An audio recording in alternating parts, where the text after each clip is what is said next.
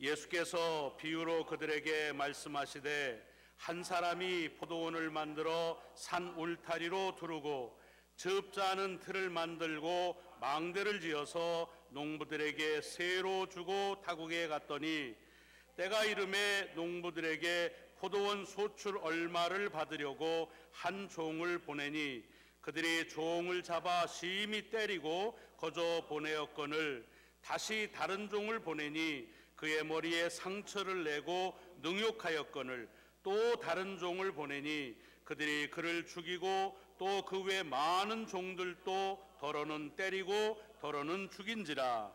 이제 한 사람이 남았으니 곧 그가 사랑하는 아들이라. 최후로 이를 보내며 이르되 내 아들은 존대하리라 하였더니 그 농부들이 서로 말하되 이는 상속자니 자 죽이자. 그러면 그 유산이 우리 것이 되리라 하고 이에 잡아 죽여 포도원 밖에 내 던졌느니라.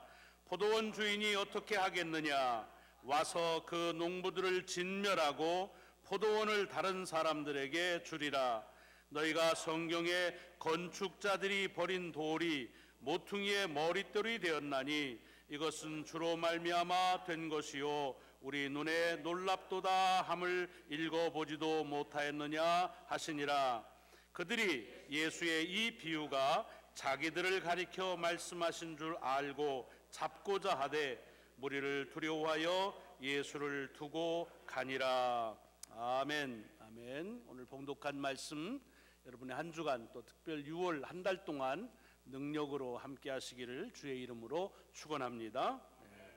지금 주님께서는 성전 안에서 대제사장들, 서기관들 그리고 장로들과 함께 대화를 이어가고 있는 중에 나오는 말씀이 오늘 본문에 나오는 것입니다. 그래서 오늘 본문 1절을 보면 예수께서 비유로 그들에게 말씀하시되 라는 이 그들이라는 말이 누구냐 하면 이건 제자들이 아니라 대제사장들, 서기관들, 장로들, 다시 말하면 예수의 권위에 대해서 네가 무슨 권위로 이런 걸 하느냐고 시비 걸었다가 다시 이제 자기들은 모르겠다라고 꼬리를 내렸던, 그래서 예수 그리스도에 대해서 아주 마땅치 않게 생각했던 이 사람들을 향해서 하시는 말씀입니다. 그리고 이것을 비유로 말씀하셨다는 얘기입니다. 이건 팩트가 아닙니다. 비유입니다. 그냥 비유라고 하는 건 뭐냐? 어떤 사실을 가르치기 위해서 어떤 의미가 있는데 이걸 그냥 얘기하면 잘 못 알아들으니까, 그러니까 생활 속에서 경험한 것 중에서 가장 근사한 예를 들어서 그래서 이제 설명하는 것을 비유라라고 이렇게 말합니다. 그러니까 사실은 비유는 설명할 필요가 없습니다. 비유 자체가 설명이니까. 근데 우리는 비유가 어떨 땐 더 어렵죠. 왜? 시간과 공간으로 오래전에 하셨던 말씀이기 때문에 오히려 이것이 설명이 필요할 때가 많습니다. 비유의 내용은 이런 겁니다. 한 사람이 있는데 포도원을 잘 가꿨습니다. 울타리를 치고 망대를 올리고 포도해서 이제 따면은 즙을 짤 포도 그 즙 틀도 마련하고 아주 잘 준비를 다 마쳤습니다. 그리고는 농부와 이제 칸추랙을 맺습니다. 그래서 자기가 잘 만들어 놓은 그 포도원을 그 농부한테 임대를 주고 그리고 얼마간의 세를 받도록 하고서 이제 타국으로 멀리 떠납니다. 자, 이제 시간이 지났습니다. 그래서 주인이 볼 때 이제는 좀 임대 세를 좀 소출을 받아야겠다 생각을 하고 종을 하나를 보냅니다. 근데 어렵쇼? 임대료를 받아오는 게 아니라 늑상 그냥 두들겨 맞고 그리고서 오는 겁니다. 그래서 뭔가 지금 잘못됐구나 생각을 하고 다시 또 다른 종을 보냅니다. 네가 이번엔 가서 좀 소출을 좀 받아와라. 그랬는데 이번에는 더 월세집니다. 이거는 그냥 머리통이 깨지고 그리고 막 능욕을 받아가지고 옵니다. 그래서 이럴 수는 없지 생각을 하고 다시 주인이 다른 종을 보내서 하는데 이건 가더니 돌아오질 않습니다. 농부들이 죽여버린 겁니다. 그런데 여기서 끝나지 않고 계속 몇 차례를 더 종들을 보냈다는 겁니다. 이게 지금 비유라는 거예요. 이런 주인은 없습니다, 실제적으로. 근데 이것을 이제 얘기로 하는 거예요. 근데도 뭐 계속 때리고 죽이고 하는 일이 이어집니다. 그러니까 주인이 마지막으로 이제는 마지막 내 아들이 있는데 내 아들을 보내면 설마 내 아들이야 어떻게 하겠어? 내 아들인데 존대하겠지 라고 하고 아들을 보냅니다. 언제 시간이 되면 이 가는 아들과 종의 마음도 좀 살펴볼 필요가 있어요. 근데 어쨌든 그렇게 갔는데 웬걸 이 농부들이 임대를 하고서 하다 보니까 아들이 왔습니다. 잘 아는 거예요. 잘 아니까 요거 상속자가 왔으니까 요걸 죽여버리면 이 포도원은 그냥 우리 거한테 그냥 떨어진다 생각하고 그 아들을 죽여버렸다는 얘기입니다. 얘기는 여기까지 하고 그리고서 주님께서 질문을 던지십니다. 자, 이렇다고 한다면 이 포도원 주인이 뭘 어떻게 하겠느냐 라고 물으시고는 그 물음에 대해서 자답을 하십니다. 그 자답한 게 뭐냐 하면 와가지고서 그래서 그 농부들을 다 능멸하고 그리고 그 포도원을 다른 사람에게 줄 것이 아니냐라고 하는 비유의 말씀을 하셨습니다. 그리고는 12절을 보면 이 말씀하고는 크게 연관이 없는 것과 같은 또 한 말씀을 추가하십니다. 성경에 건축자의 버린 돌이 모퉁이에 이제 그 건축물에 있어서 모퉁이의 가장 중요한 거기에 머릿돌이 된다는 말을 읽어본 적이 있느냐라고 얘기를 하십니다. 여기까지 얘기했더니 이 얘기를 듣고 있던 대제사장, 서기관 그리고 장로들이 감을 잡습니다. 저거 우리 들으라고 하는 소리구나. 참 똑똑해요. 여러분 이걸 딱 들을 때 이게 대제사장이나 서기관들에게 하는 말이라는 감이 딱 오셨습니까? 만약에 오셨으면 여러분은 서기관이요, 대제사장이야. 학문적으로 성경에 대한 지식이 높다 그런 얘기입니다. 감이 별로 없잖아요. 근데 어떻게 알았을까? 알았어요. 이게 비유가 무슨 뜻이냐면 풀자면 이런 거예요. 여기에 나오는 이 포도원의 주인이 누구냐? 하나님이시거든요. 하나님께서 당신의 나라를 잘 이렇게 모든 것을 갖춰놓고 당신이 신뢰할 만한 백성을 택해서 그에게 맡깁니다. 그것이 하나님의 택함을 받은 백성, 그리고 그 당시는 유대인들은 그것이 자기들이라고 생각하는 거예요. 그렇게 놓고서 이제 갔는데 그러고 나서 그렇게 맺은 언약을 잘 지키는지 하나님이 체크하십니다. 그래서 종을 보냈다는 겁니다. 그 종이 누구를 말하느냐면 역사적으로 왔던 선지자들을 말하는 거예요. 선지자들이 와서 무슨 얘기합니까? 하나님 주인의 말 잘 듣느냐? 언약 기억하지? 라고 하는 얘기를 일깨워 줍니다. 그런데 그렇습니까? 오셨습니까? 하고 사실은 그 선지자들을 잘 대우해야 되는데 역사적으로는 어떻습니까? 잘 대우하기는커녕 주어 패고 그리고 심지어는 죽여버리고 하는 일들을 유대 역사 속에서 해온 것을 봅니다. 그래서 마지막으로 이제 하나님께서 당신의 독생자를 보내서 그리스도로 메시아로 보낸 것이 예수 그리스도이시다. 여기 아들은 예수 그리스도를 말하는 거예요. 그래서 이제 설마 내 아들을 보내면은 말을 듣겠지라고 했는데 웬걸요? 그 아들을 죽인다는 얘기입니다. 죽여버린다는 겁니다. 이제 조금 있으면 일어날 일을 예고하시는 거예요. 그러고 나서 그 다음 성경에 나오는 말씀을 하신 이유는 뭐냐? 건축자의 버린 돌, 다시 말하면 전문가들이 볼 땐 이건 쓸데없다라고 생각하는 성전에서 지금 대제사장들, 서기관들, 장로들 전문가입니다. 프로페셔널들입니다. 다시 말하면 예수를 그렇게 처단했단 말이에요. 그렇지만 그것이 그렇게 처단되고 버려진 상태로 있는 것이 아니라 다시 모퉁이의 머릿돌이 된다. 하나님 나라의 가장 중심이 되도록 부활하신다는 것을 예고하신 말씀입니다. 그러니까 이걸 아는 거예요. 알고서 그리고서는 어떻게 해요? 제거하려고 하는데 사람들이 많아서 못했다. 그렇게 말은 이어지고 있습니다. 그럼 여기서 우리가 먼저 취해야 될 것이 있습니다. 그게 뭐냐 하면 여기 이런 말씀을 하실 때 주님이 하시는 말씀을 대제사장과 서기관과 그 다음에 장로들이 뭔 소리 하는 건지 전혀 못 알아들었다. 그럼 할 수 없어요. 몰라서 모르는 거야 어떻게 하겠어. 다 알아들었어요. 알아들었다는 말은 뭐예요? 찔렸다 그런 얘기죠. 저놈의 새끼가 우리를 들으라고 하네, 나 들으라고 하는 소리네, 이런 깨달음이 왔다 그런 얘기입니다.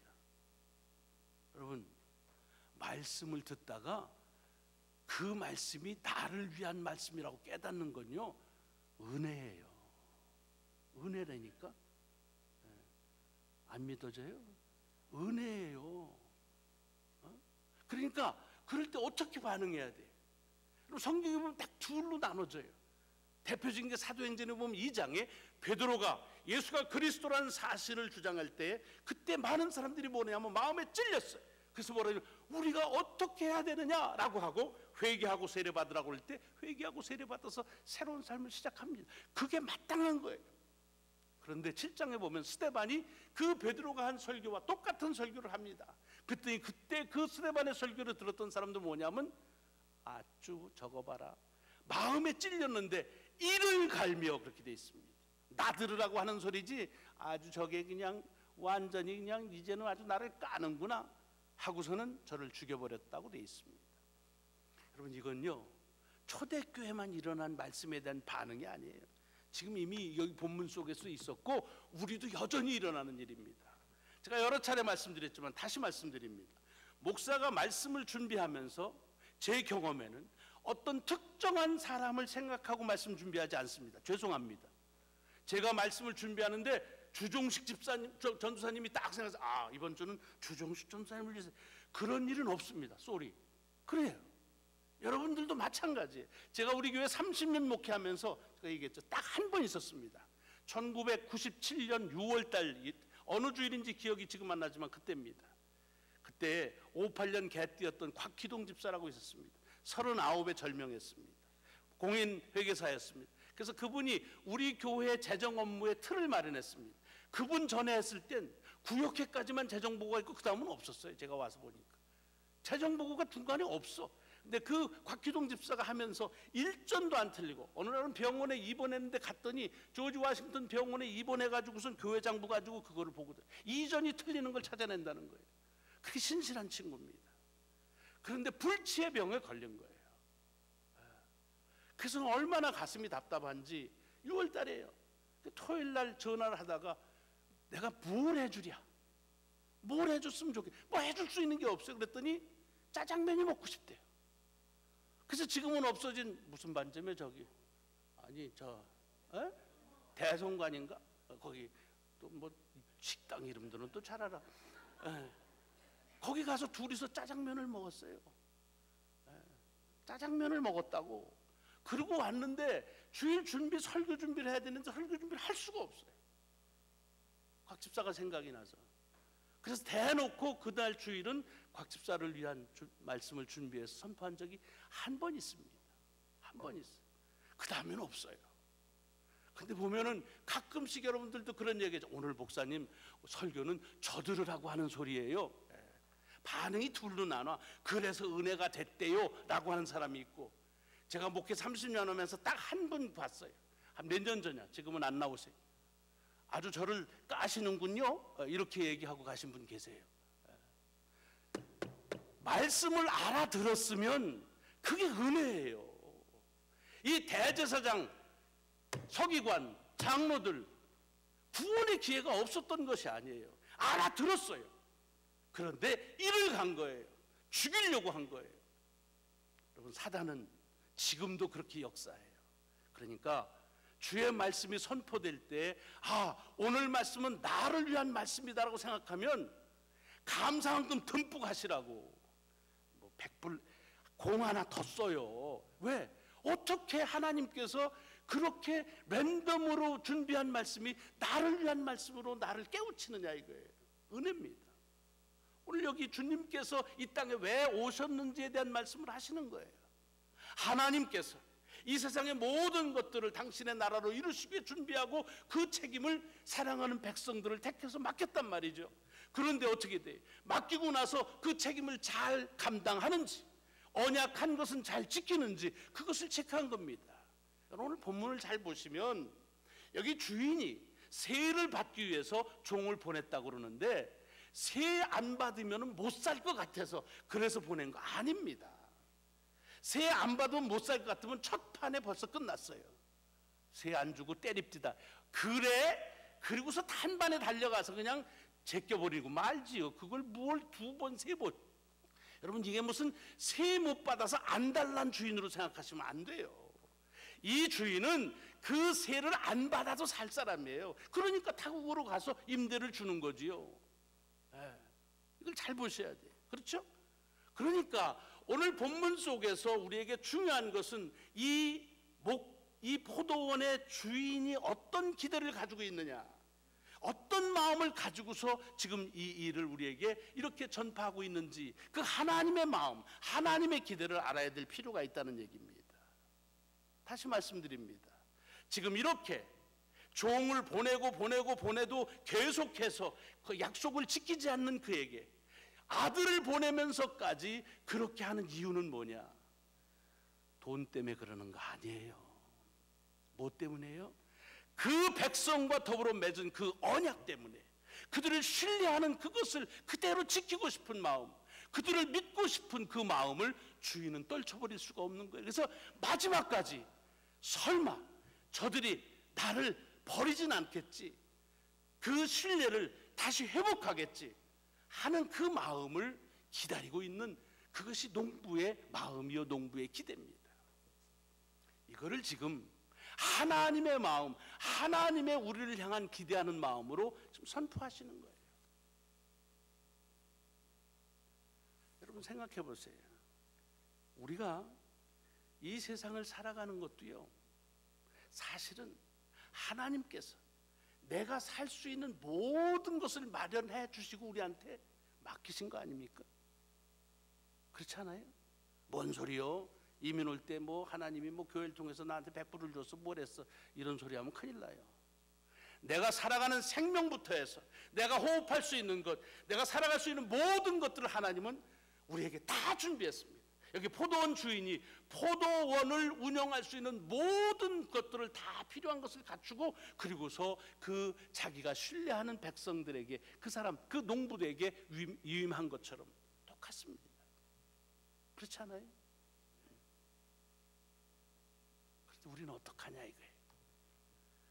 지금 주님께서 동일하게 종들을 통해서 말씀하십니다. 나하고 한 약속을 잊어버리지 마라. 네가 나하고 하겠다고 한 거 잊어버리지 마라. 너 감사한다고 그랬잖아, 찬송한다고 그랬잖아, 봉사한다고 그랬잖아.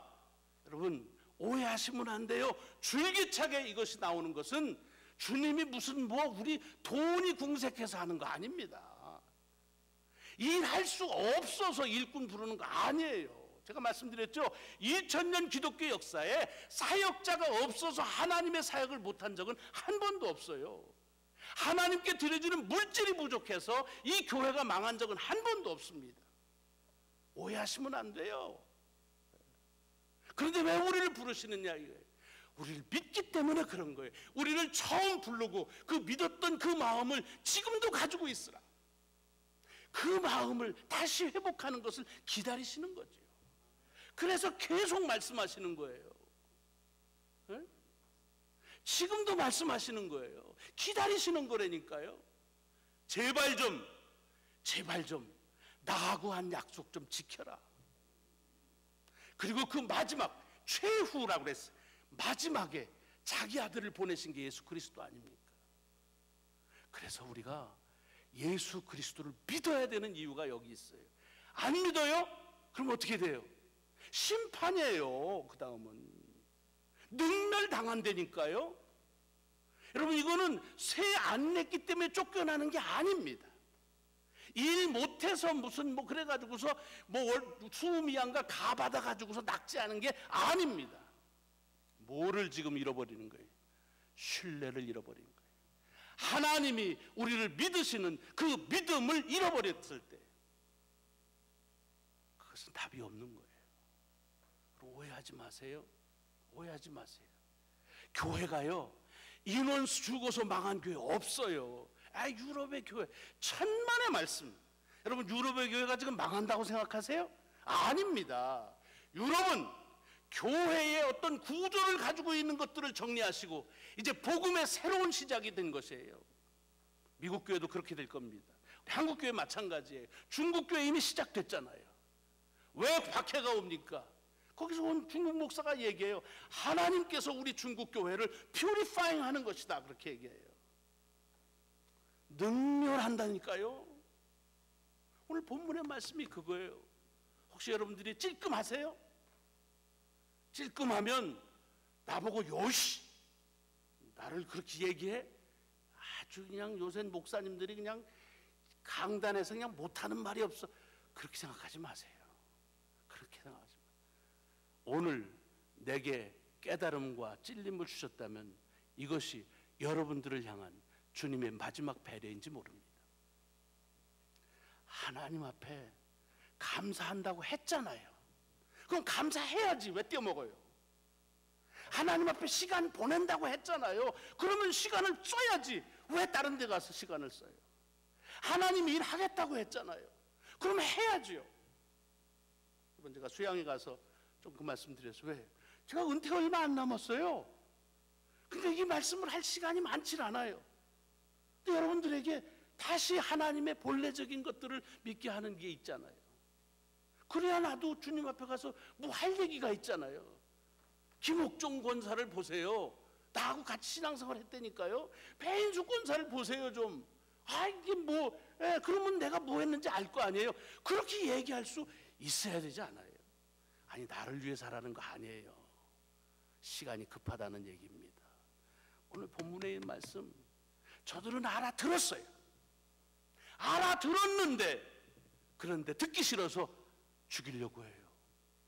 성경에 이 말씀이 선포될 때 여러분들을 찔릴 때 찔린다고 어디로 가지 마세요. 그렇게 간 사람들이 있어요. 저한테 얘기했어요. 목사님 왜 자꾸 죄에 대한 얘기해요? 한 주일도 지내기도 힘들어서 왔는데 좀 평안한 얘기하고 사랑 얘기해 주지. 그렇게 가지고 교회 나오겠어요? 제가 얘기했어요. 듣는 너도 힘든데 말하는 나는 얼마나 힘들겠냐. 저는 신나서 얘기합니까? 그렇지 않아요. 그렇지 않아요. 그리고 여러분이 이 말의 대상이 먼저 아니에요. 제 자신이에요. 제 자신에게 꾸짖는 말씀이에요. 너 감사 똑바로 하고 사냐? 너 시간 똑바로 지내고 사느냐라고 물으시는 말씀이에요. 내게 마지막으로 주께서 주시는 그런 권고의 말씀으로 듣는 거예요. 만약에 대제사장과 서기관들과 장로들이 그 말을 통해서 사도행전의 베드로의 말씀을 듣고서 어떻게 하면 좋을까라고 물었다면 주님이 뭐라고 쓸까요? Too late. 니들은 안 돼. 그러셨겠어요? 아닙니다. 아닙니다. 아닙니다. 회개하라. 나를 따르라.